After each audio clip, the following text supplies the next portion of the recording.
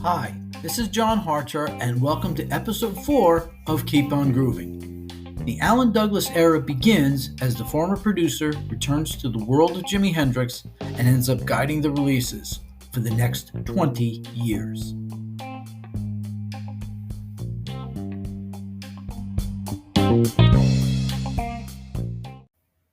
Episode 4, The Alan Douglas Era, 1975 to 1979. So what was Reprise to do? They had Jimi Hendrix, a major star in their stable, pass away but leave a lot of material that could be used for possible release. However, the last two albums to be presented to them, the soundtrack to the Jimi Hendrix film and Loose Ends, were less than aspiring.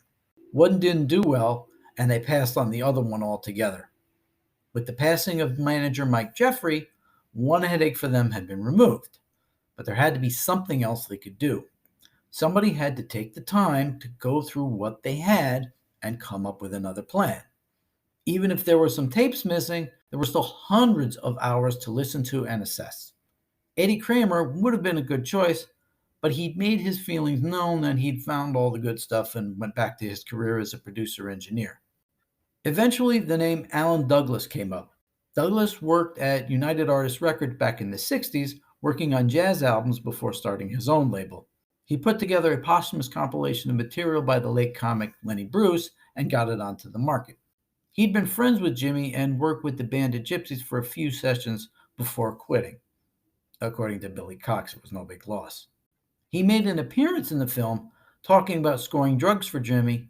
Not exactly the kind of thing you'd necessarily want out there as your sole moment, but hey, it was the 60s. Douglas was given the task of going through all the tapes Reprise had on hand to figure out how to present them in album form. There had to be something salvageable here. In his search, he found a number of songs that could be used for an album but had problems. The backing track wasn't good, the song wasn't quite complete, things like that. So he came up with a couple of solutions. One was to bring in some studio musicians, Jeff Mironoff on guitar, Bob Babbitt on bass, and Alan Schwartzberg on drums, and have them play along with Jimi's guitar and vocal track, wiping out performances by Noel Redding, Mitch Mitchell, Billy Cox, Buddy Miles, and anyone else who happened to be on there. For songs that were unfinished, vocals were looped and other guitar parts were laid in. So in those cases, they were created almost from scratch. It's one thing when Jimi takes his Easy Rider multi-track over to Electric Lady and replaces practically everything about it. It'd be something else if you or I did that. So let's see what Alan came up with. Crash Landing. The album starts out on a good note. It presents the studio version of Message of Love fairly unaltered, with Billy and Buddy appearing on the track. Jimmy Mullen provided some incidental percussion, but having heard the original track and the Crash Landing version, I couldn't tell you what it is. I say fairly unaltered because despite leaving the original musicians on the tracks, Alan made one big change. The song as mixed did not have a guitar solo, and what's a Jimi Hendrix song without a guitar solo? Douglas took the middle 8 section, or is it a bridge? I'm not clear on that sometimes. He cut that out, took the instrumentation from underneath one of the verses, put that in its place, then took a guitar solo and plopped it over top. He also cut out some mumbled lyrics by Jimi in the next to last vocal section.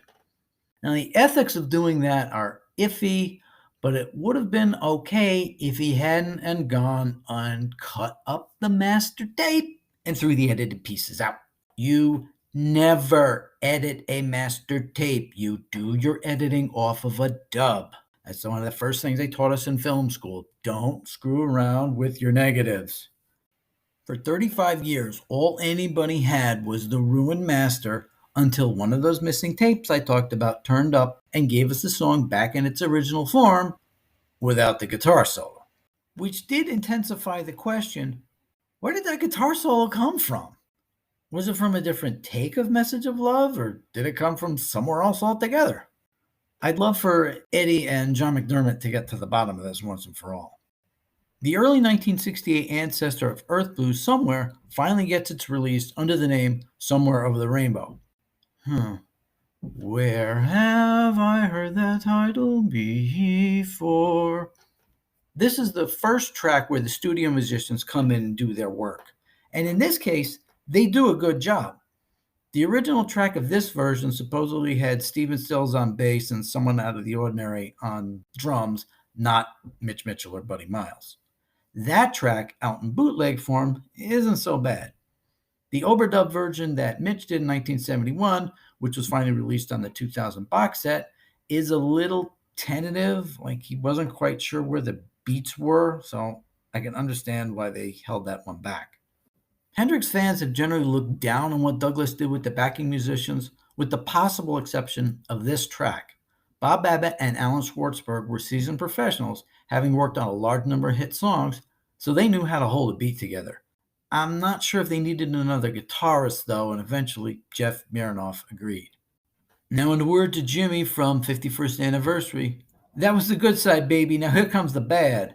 Crash Landing was recorded in April 1969 with members of the band The Cherry People providing backup, including organ.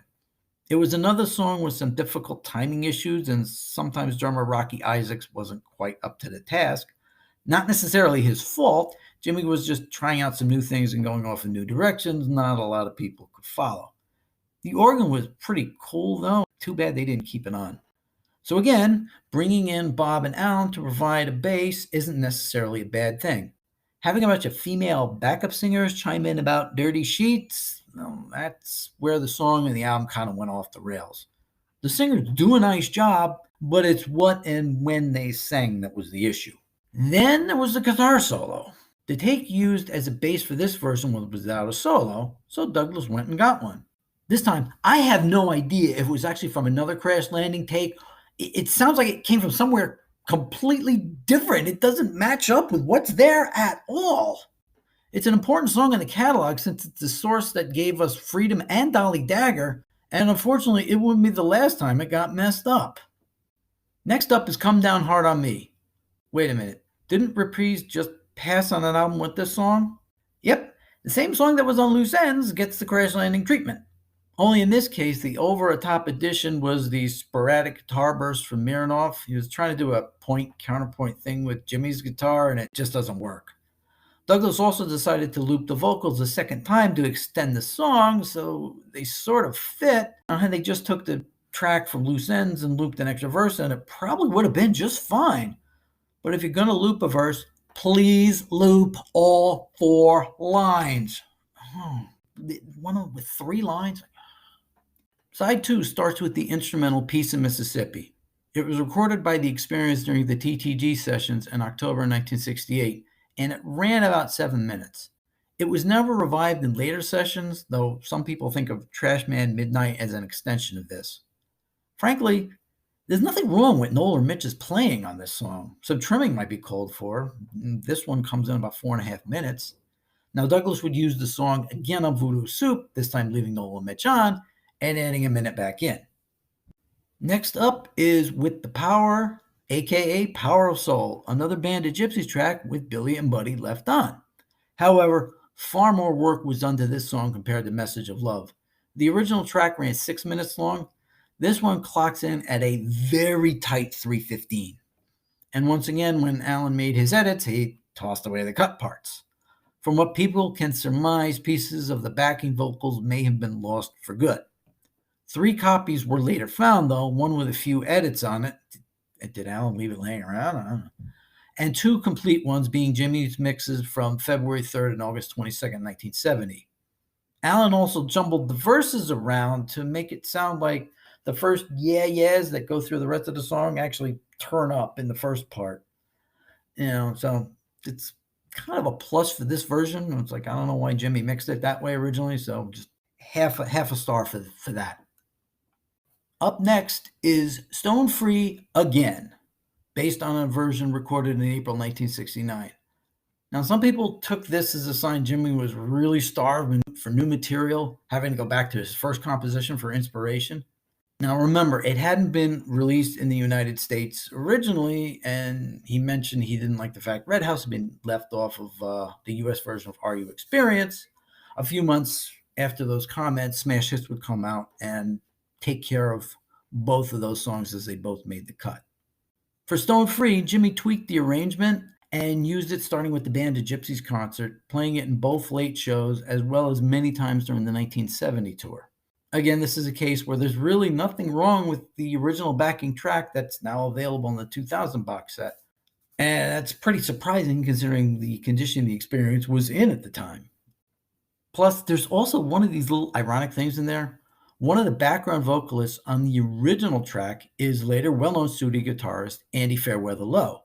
Now, they left him in the mix on Crash Landing uncredited, so a studio musician is backing up other studio musicians without credit. Life is funny like that sometimes. The album ends with the song Captain Coconut. Oh, is it going to be fun trying to unpack this one? The title comes from the lyrics of Keep On Groovin', aka Lower Alcatraz. Feels like I got run over by Captain Coconut and a dog named Rover. But this track isn't anything Jimmy actually created. Remember I'd mentioned that John Jansen had put together a tape from 3 different songs to try to find something from Rainbow Bridge, but Eddie Kramer immediately discouraged it? Well, instead of throwing it away, Jansen just put it aside. And guess who found it? In his hunt for original material to use, Alan Douglas found a track that wasn't original. So what is this interesting piece of work? The first little section is Jimmy playing solo through some unified Leslie effect. I've never heard this section in any other song, official or bootleg. There's some speculation it may be an early recording from Electric Lady in late June or early July. The bulk of the song is taken from a Band of Gypsys jam on that magic date, January 23rd, 1970. But it's not at all like you hear it here. It's almost 13 minutes into a 20-minute jam. Buddy is hitting the hi-hat and tossing a snare hit in every now and then, when Jimmy lets a note go that sounds like a moan, then breaks into a solo that ends around 4 minutes later with some feedback. Apparently what Jansen did was left Jimmy's guitar up and mixed down Buddy and Billy, so it sounds like he starts in by himself, and then the other 2 come in later. I say apparently because I've never heard Jansen's original treatment of the track. I'm guessing by following what Douglas had Bob Babbitt and Alan Schwartzberg do. The ending section with crazy backward-sounding guitars and underwater sounds comes from an instrumental from the TTG session with Jimmy on guitars and drums called The New Rising Sun. Seems that title had been bouncing around in his head for quite a while. Was Jimmy going to use it? There's no evidence to say yes, but at the very least, the tape wasn't lost. So there you go. A brand new Jimi Hendrix album clocking in at a healthy 29 minutes and 34 seconds. Makes those early Van Halen albums seem like epics. We couldn't get 10 songs at 36 minutes? Then there was a little matter of the songwriting credits. On the 3 songs that had appeared in other versions, Message of Love, Power of Soul, and Stone Free, Jimmy was credited as sole writer. The other 5 were listed as Hendrix Douglas. When asked about this at one point, Douglas just said, well, you have to ask the lawyers. Maybe there was some situation where the unreleased songs needed another name since they were new creations. I don't know. You got me.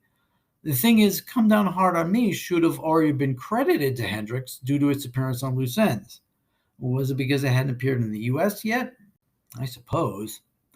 The legal situation worked itself out rather quickly, and the next album didn't have Alan's name at all in the writing credits. Yeah, things are funny that way sometimes. One other little bit of trivia, Alan's co-producer on this album was an old hand in the New York production circles, Tony Bongiovi. Yeah, John's cousin who later helped him break into the business. Crash Landing came out in May 1975 and garnered a lot of publicity as new Hendrix music. Geraldo Rivera even did a story on it back in his early days at WABC. The public bought it, and how. It ended up hitting the top 5 in the US, but only number 35 in the UK. Either way, it did show there was still a pretty big audience out there for Hendrix music. So if the audience wants more, give them what they want. However, did the audience want more of this? Midnight Lightning. In almost a mirror situation of the first 2 posthumous Hendrix albums in 1971, the first 2 Douglas albums were released exactly the same time apart, one in March, one in November. He brought Tony Bongiovi back as co-producer. Bob Babbitt and Alan Schwartzberg also came back on bass and drums. But eventually they lost Jeff Mironoff, who gave up trying to be Jimmy's second guitarist. Lance Quinn was brought in as a replacement. And this time around, Mitch made the cut to stay on.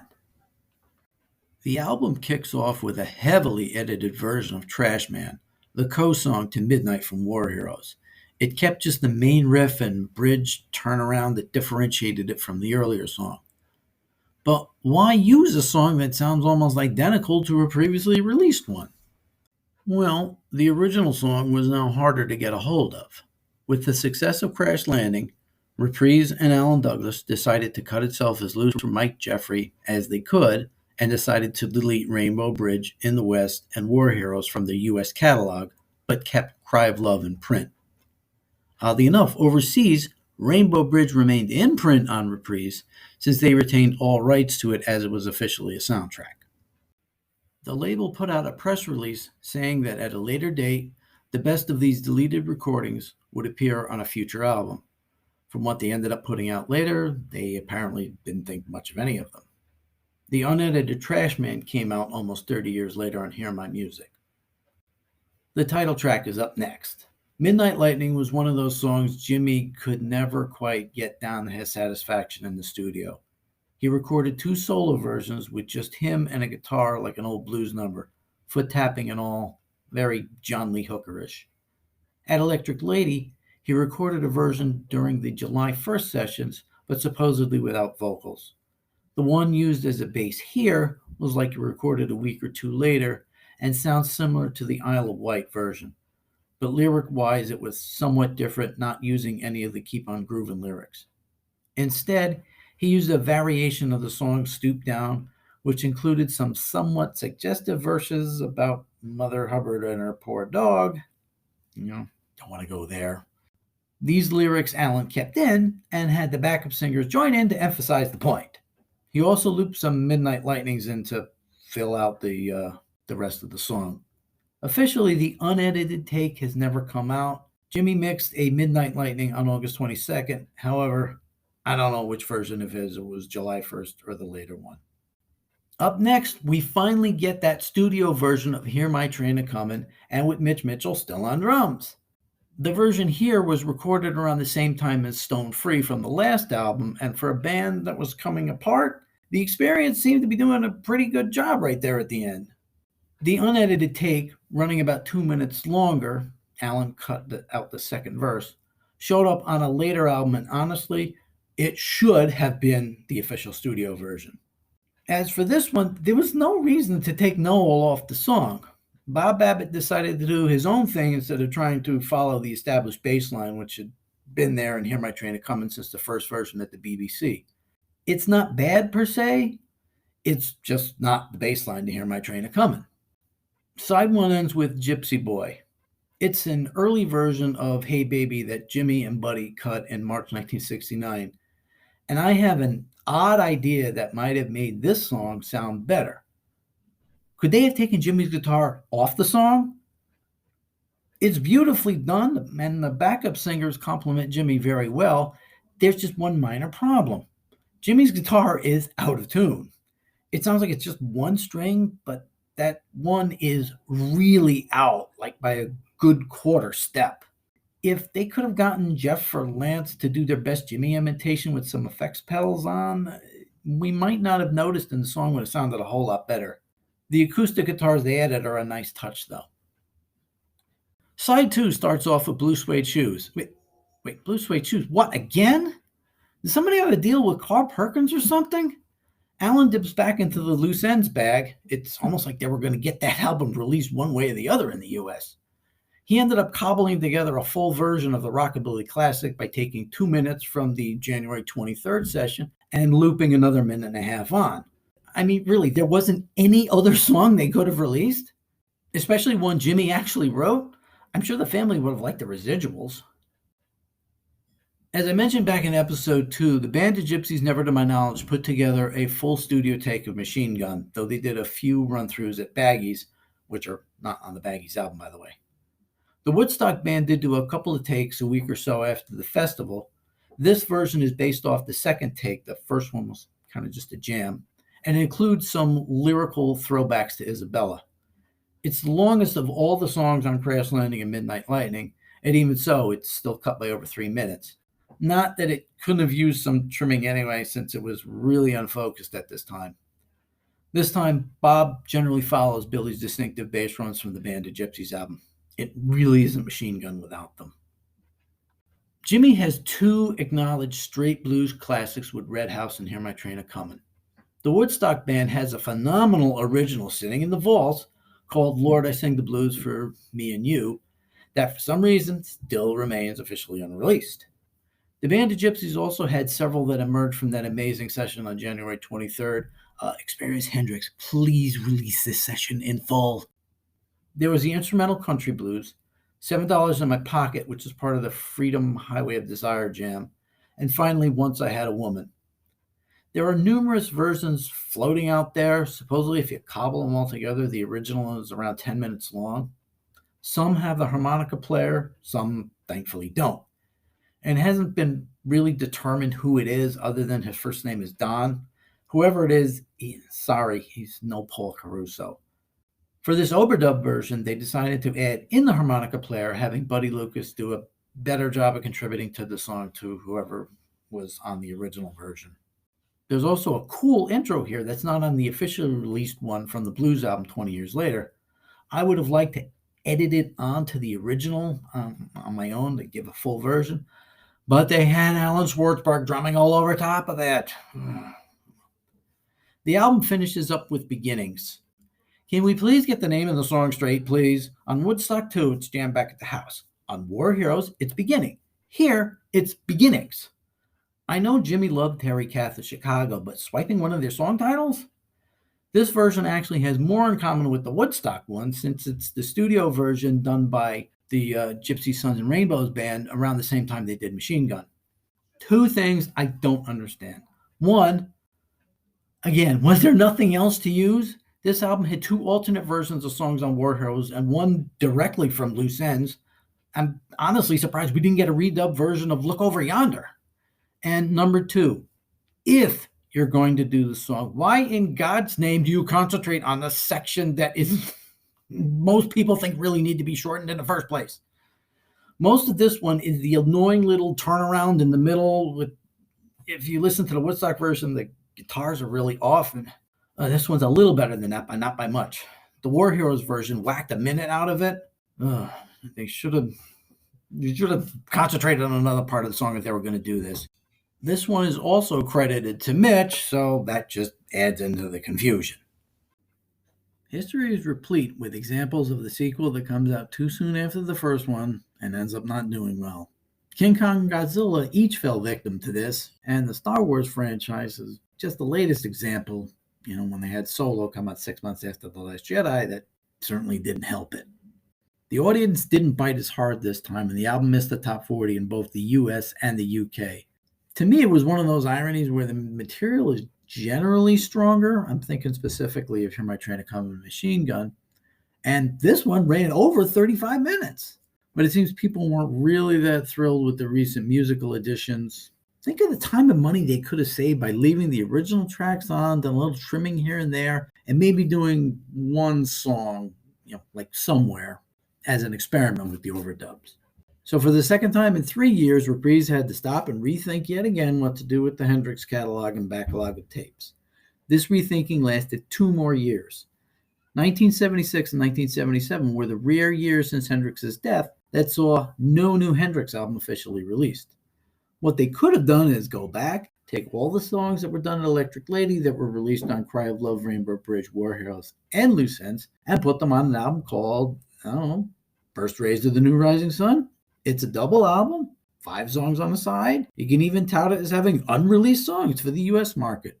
Then they could have done my Smash Hits 2 idea, again with songs never before on LP.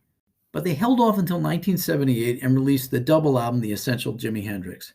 And to their credit, they tried to make it something different than just a rehash of Smash Hits.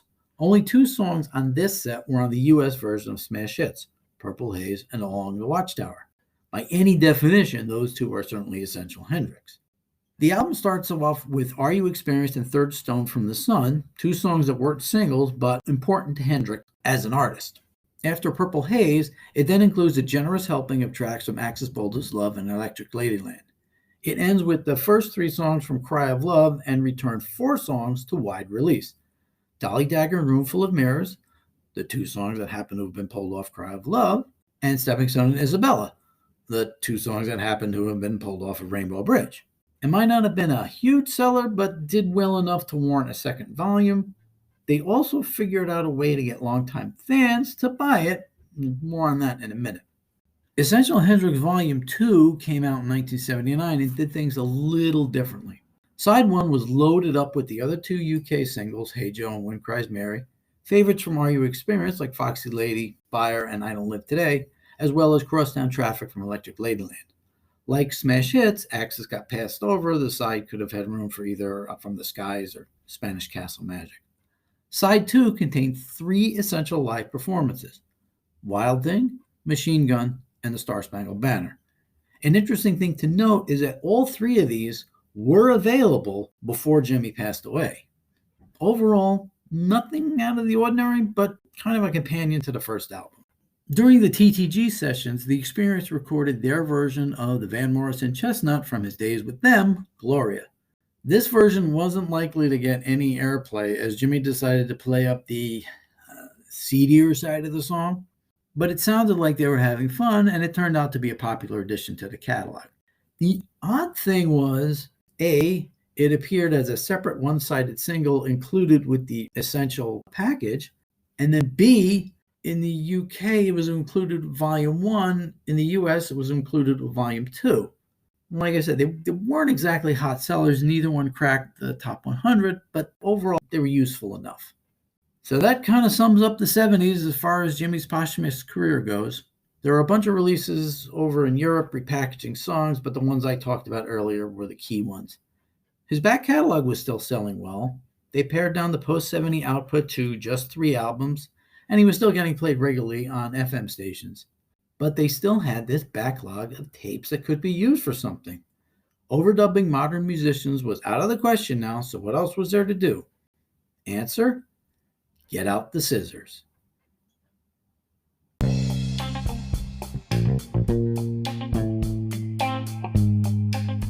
Next time, Jimi is reborn of sorts as a jazz musician. We finally get that double live album, and the CD era gives Alan and team an excuse for another greatest hits album. That's on the next episode of Keep On Grooving. Remember, if you like what you're hearing, please hit the subscribe button. We're on Spotify, Apple, Google, and now Stitcher. I'm John Harcher. Thanks for listening.